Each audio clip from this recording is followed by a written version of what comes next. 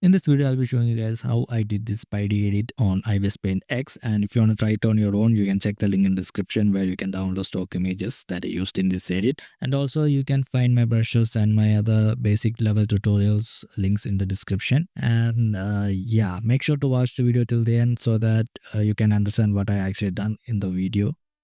So with that all being said, let's start with the video. Let's start off by adding our Spidey, and since he doesn't have this part of his leg, I'm gonna keep it like this. Next, we need to fix his leg. For that, I'm gonna use this image, cut out the leg, place it in position, and then start blending it by painting some shadows.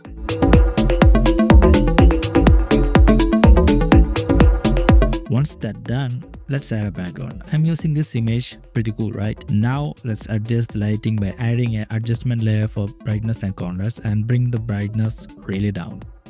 I will click that to our Spidey and do the same for the leg so that it matches. To show some depth of field, I'm gonna use a blur filter on the background so that it shows a distance between the subject and the background. If you look closely, we can see these areas have strong highlights. This happens when there's a strong light from the back. So I'm gonna make it darker and even by painting shadows there.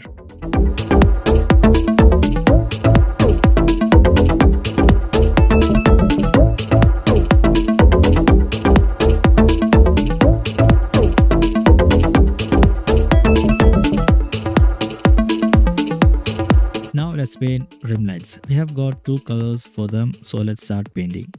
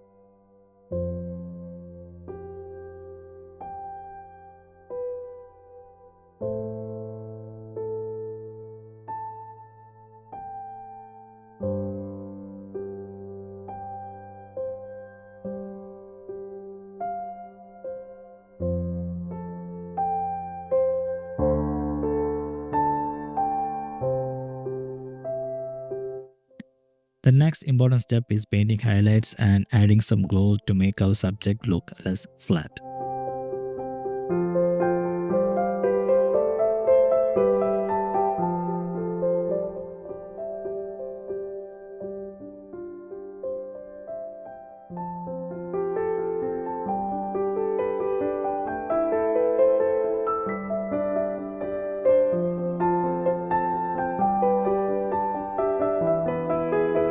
Also make sure to add a soft glow around the subject and adjust the opacity later.